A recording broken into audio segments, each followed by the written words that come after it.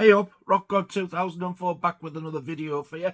I know I still haven't done my final and fourth part of the Hammer films, but as you can understand, I've been very busy up and down the hospital with the wife, who, may I add, is home, doing fantastic. All results up to now are excellent.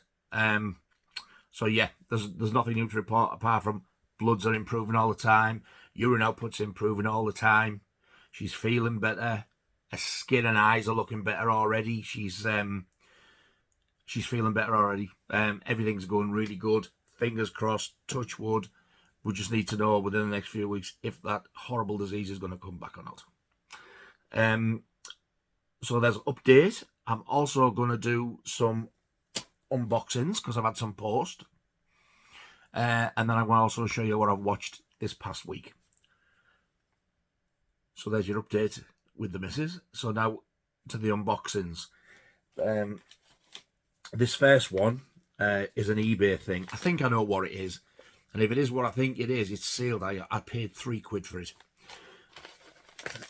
And also, if it is the one I think it is, yes, I did buy the sequel for the same price. So I've got both of these for £6. This one, actually, no, sorry, this one isn't sealed, but it looks as new. It's the other one that is sealed. Oh, nice. That's got a nice slip. Now, the fact that I haven't watched it yet, but my really good buddy, Michael Hewitt, has sent me a Craze film that I can't remember for the life of me what it's called. It's the one with the lenticular slip. What the hell? Legend. He sent me Legend. I still need to watch it, but he started me thinking, like, do you know, I really like true crime stuff, and I've always been a little bit interested in the Craze. I regret not getting the second side box set of the Craze when I had the chance, because it's sold out now, and I'm gutted, because if I want it, I want to pay the odds for it, and I really do like that film. However, I did find this for £3 with the slip. It's called Rise of the Craze. I don't know if any of you have seen it. Is it any good? I just really like the sound of it.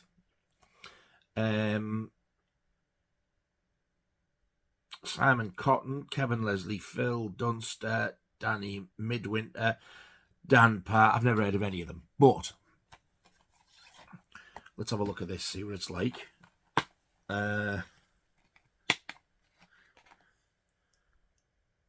It looks brand new. There's not a mark on it. Ooh, look at that. Now you know why I keep looking up there. There's my Jaws box. There's me Dawn of the Dead, Halloween. There's 2 Elvis box sets. Me Shock Gore horror box set and me Halloween ones with the thing. And there's all my soundtracks looks there. But yeah, that's over the moon with that. And the reason I didn't post the other one is because the other one's the sequel, so I was waiting for this to turn up. Sod's Law, the sequel turns up first. But this one arrived the other day, and it's the Fall of the Craze with another lovely slipcover. And this one is sealed, and I still haven't opened it yet. But yeah, £3. Unreal. So I shall now look forward to watching both of those. And the one that Michael sent me, Legend. And then all I have to do really is hunt down the second sight one. And another one that came the other day. It came the same day as the first Craze one, I think, or the second Craze one. This is brand new. I had this on pre-order for ages, and it's finally arrived. And this is a lovely one. This is a Scream Factory 4K. I don't have this film at all, as much as I love it. And I'm so glad they released this one on 4K, because the Blu-ray was getting ridiculous with the slip. I've never had it.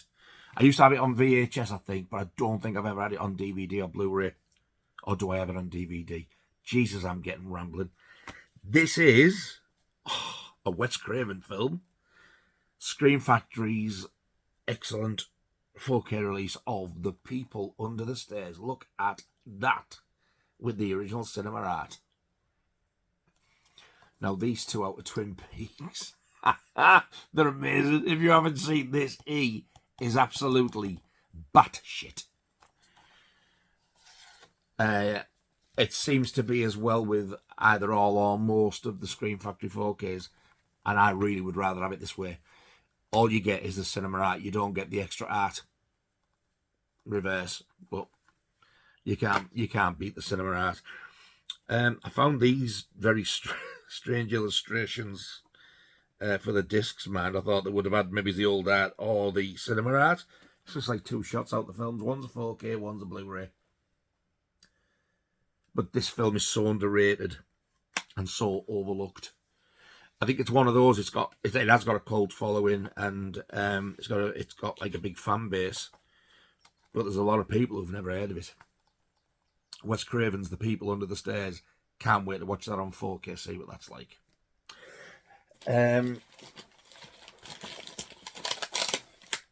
This one, I don't know. I've got a feeling this might be subscriber mail. Because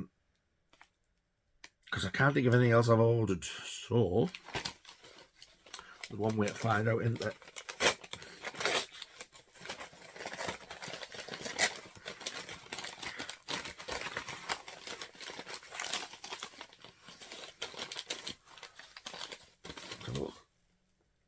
Yes, no note, and it is... Oh! Excellent! I was expecting these, I forgot about them.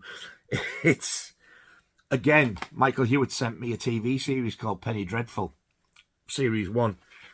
And so, I can't remember who the hell it is now.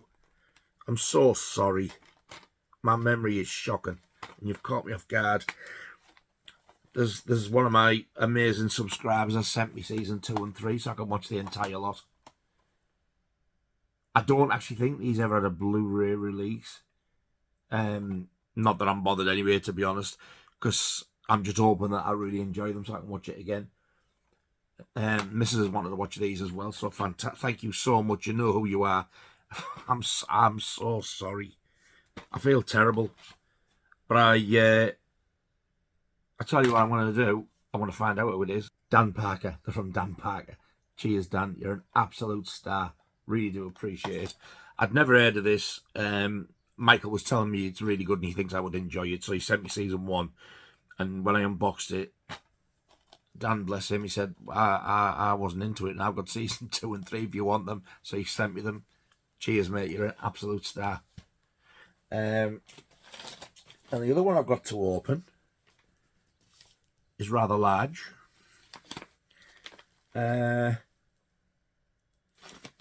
This is, wow, this has got to be a sub mail. It's got to be. Now these are never off Josh. Are these off you, Josh? Because if they are, wow. Look at the size of his package.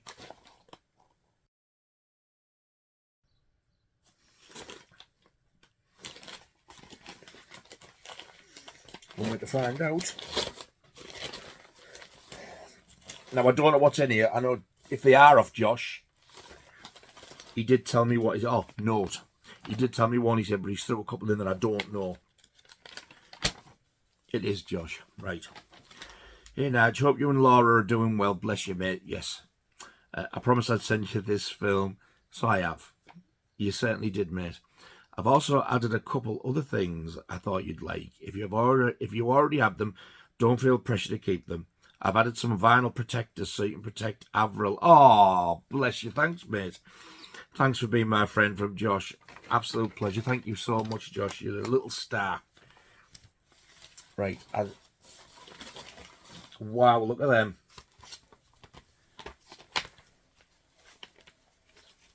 They're the decent ones. Oh, God, look at that. That's amazing. Oh, thanks, Josh, mate. But that's not all he wants to do to my Avril protected.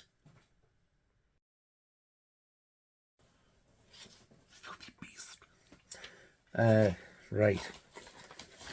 I'm not going to look. You're going to see these as I see them. Oh, Conjuring 2. I do have this, but my slipcover's different. And I absolutely love this film. This is my favourite Conjuring film. Wow.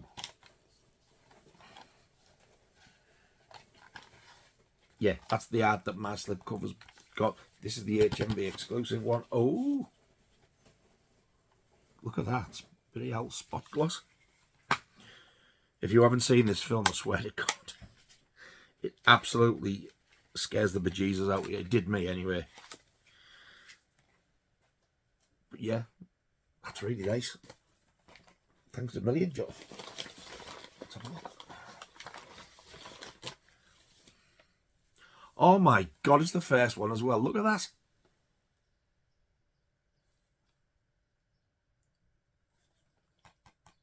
I am going to keep them because of the slipcovers, Josh. I am. I'm not getting rid of them. I'll just keep them stood together. Wow. I love the Conjuring films. I really do. I absolutely love them. How nice do they look together? I'm not normally a fan of the HMV exclusive covers. It's not that I'm not a fan. It's just that I always like the cinema art better. But I've got the cinema art ones. But the fact I've got both now, get up. Yeah, they're not going anywhere, Josh, I'm afraid. I'm keeping them. It's trying to run away already. And there, this is the one. Oh, look at that. This is a true story of Ted Bundy. It's called Extremely Wicked. I've never heard of it. Josh seems to think I'm going to like this. I will leave the links below to Michael Hewitt's channel and to Josh's channel through the lens. I would have left Dan's, but has he got a channel? I don't know. I'm going to check back on the video, and if Dan's got a channel, I will leave a link to his as well. Yeah, really, really want to see this after, because we were talking about this on a stream one night. And then we talked about it some more sort of after the stream. And I said, I've never even heard of it, let alone seen it. And it does say strong references to violence and sexual violence, crime scene images, crime scene images. And it's Zac Efron. I tell you what, he's come a long way since Disney, hasn't he? Didn't he play the father as well in the remake of Firestarter? Which I actually did enjoy.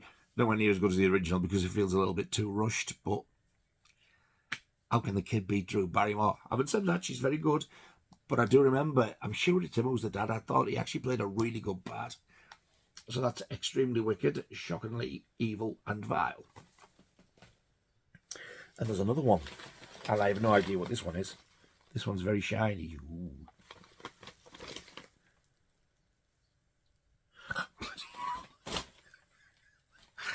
It's Zodiac Director's Cut, which I do have and absolutely love. I am gutted that I have that because you know what? You've actually got me. If I didn't have any of them, Josh, I would have been absolutely blown away. It's like you've handpicked them for me. It's weird. Yes, the Director's Cut I've got as well. If you have not seen this film, you are missing out. I think Josh knows that I do like my true crime stuff. I wished it didn't have to happen, to be honest. I would like it that there was no crime, especially murders and stuff like that. But they're very interesting. But this, wow, what a film. It's one of those films, it's almost 3 hours long. It certainly doesn't feel it. And I swear to God, I don't know how the hell this got a 15. I saw this at the cinema in 2007, early 2007. And wow, there's a scene I'm thinking of in particular. It is so disturbing. It's one of the it's awful. It's one of the most realistic murder scenes I've seen. It's, oh my God, it's heartbreaking. But you need to watch it. All I'll tell you is if you haven't seen it, it's The Couple by the Lake. You'll know exactly what I'm talking about if you have seen it. What a film. Absolutely amazing film. Zodiac. I'm going to put your note in one of those, Josh. Thank you. You're an absolute star, mate. Thank you very much. And also thank you, Dan, for those Penny Dreadful DVDs. I can't tell you both how much I really do appreciate it. I'm over the moon. I'm getting more stuff to watch, but hey, that's not a bad thing. And I think that's everything opened. So, what have I watched this past week? I've managed to watch 6 films this week, which is more than last week's, really, because all the carrying in the hospital and stuff. I didn't really get a chance to watch much, but I did watch a couple while she was in hospital and I was in here. And the first one I watched was one of the ones that I got in HMV when I met up with John. And I will leave a link for his channel below because he has also done some cracking videos lately. I don't know when he's going to do the footage of us, but apparently he's going to do one as well. This is the one that I got, and I was gutted because the actual plastic case inside, the Amaray case, the clear one, it was smashed to bits, unfortunately. And this is The Boys Next Door. I really enjoyed this film. Maxwell Caulfield. Oh, God, he was so annoying in it. I like the beginning as well, where when the titles are coming on, it shows you these serial killers, like Son of Sam and Henry Lee Lucas. I don't know his name, but he is vile. He killed his mother. All of them are. I'm sure it mentioned the Boston. Was it the Boston Strangler? No, not the Boston Strangler. Ted Bundy. I could be wrong. And it's like it's kind of setting you up as to what these two pricks are going to be like. Charlie Sheen's a right weirdo in it. It's like he's in cahoots with him, but then he tries to come across as like he's a nice guy as well. It's strange, but yeah, really enjoyed it. Glad I got it. It was in the sale. It was a tenner instead of, I don't know, it was 15 or 25. Either way, a bargain for what it is. Just a shame that case was cracked there. So yeah, really enjoyed it. That's The Boys Next Door. And the next one I watched, I was so disappointed. It's Brian De Palma's Body Double. Now, when you think this is one of the ones when I got in the sale, this was the one I was really, really looking forward to because of all the hype I'd heard about it. And not just off one person. It was quite a few people telling me it's great. And it was in as their favourite De Palma film and what have you. Quite a few people said the same. Wow, what a pile of gash. Didn't get it. I didn't like the ending. What the hell was that all about? I don't know. De Palma has made far better films. I knew who the killer was as soon as I seen him. It was so obvious that it wasn't who you were led to believe. And the first person popped in my head was, yeah, I know that is. It is probably the most predictable De Palma film I've ever seen. Will I watch it again? I don't know. It wasn't great. It was very overrated. That's Body Double. Suburbia was the next one I watched. This is the film by Penelope Spheres, who also did The Boys Next Door. Got my memory, man. So it was the same director. And I'd never heard of her before. And there is an interview with her on one of the discs. This is the one where they used real punks, not actors. And some of them in it, after I watched the documentary, at least one of them I know was actually homeless, so they were actually real people. If you're a fan of this film, you are going to already know this. But they're at this punk gig. It's a really, really good film, except the punk bands in it. Their music is absolutely atrocious. Now, it's not because it's punk. I love punk. I was a punk when I was like 11-year-old. But I was more... My massive favourite band of all time at the time was the Sex Pistols. But I also like the Clash. Loved Crass, who are really loud and obnoxious. Hated the Exploited, but I loved Crass. I like the UK Subs. Love the Stranglers, which they were a bit hit and miss for punks. You either liked them or you didn't, type of thing. But this crap, the music in this is atrocious, and the bands are embarrassing. So, back to the plot. They're at this gig, this gang of people, who like these gang of punks. I won't explain the beginning bit, how one person joins them. If you're going to watch it, I'll just let you watch it. And at this gig, there's a lad sat with this lass, and I'm thinking, you are the double of somebody who is very famous. There is no way in hell that is you. And the more I'm watching, I was going, it is him. So I Googled it. Oh, it was him. And he is actually the person who, at the time of making this, was homeless. It's Flea from the Red Hot Chili Peppers, the bass player. He's one of the punks. And when they made this, he was homeless. And somebody on the film, when he turned up and started doing his bits, somebody said, he's going to be a big star, him. It's just a shame it's in that shit band. I wish he'd been an actor. I might have liked him then. So yeah, if you're a fan of that band or whatever, and this was 1983, but I do recommend this one. It's a good film, really good film. I enjoyed it. I enjoyed both of them. That and The Boys Next Door. So that's Suburbia by the same director with a very young Flea.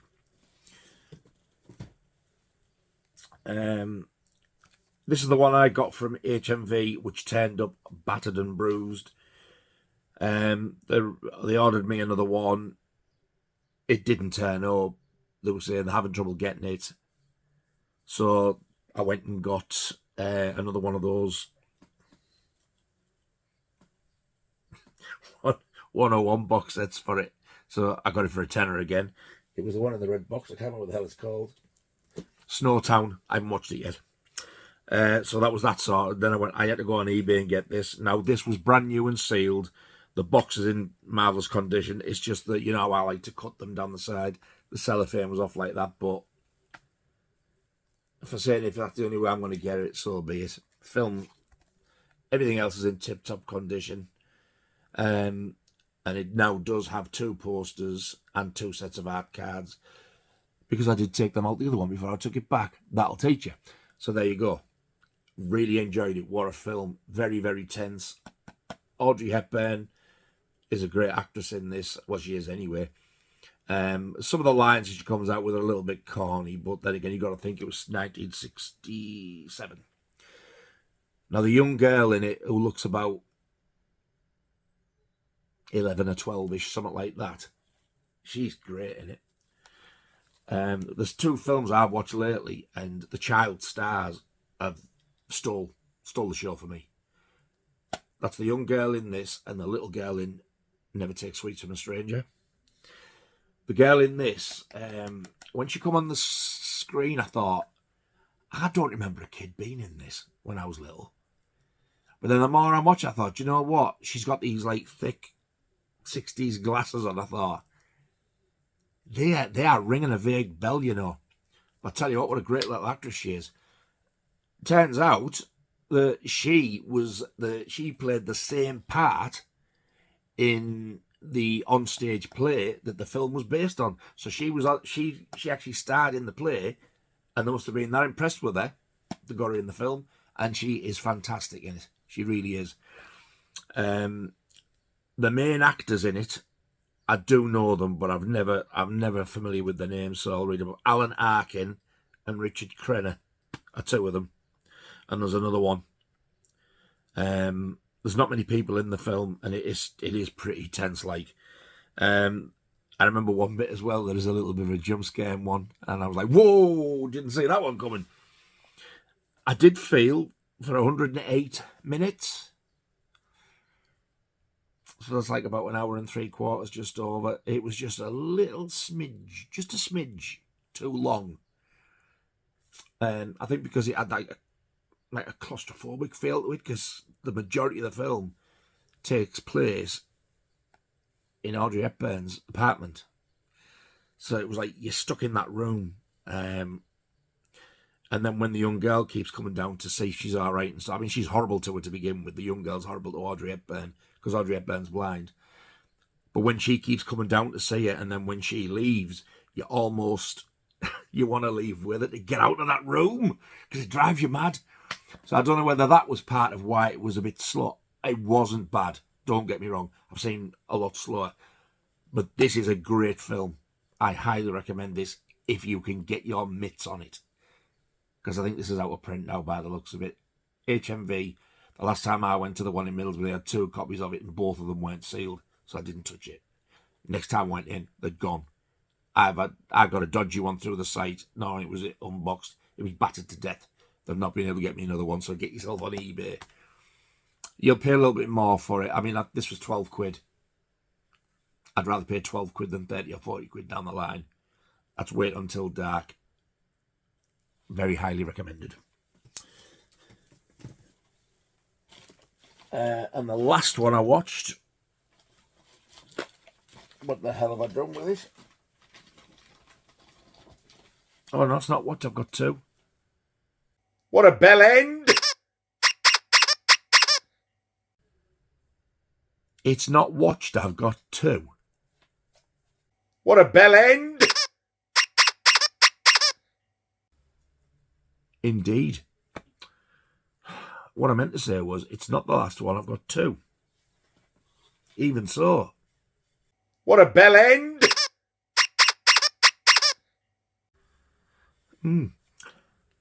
So the next one I watched was The Play Dog. The Play Dog. What a bell end!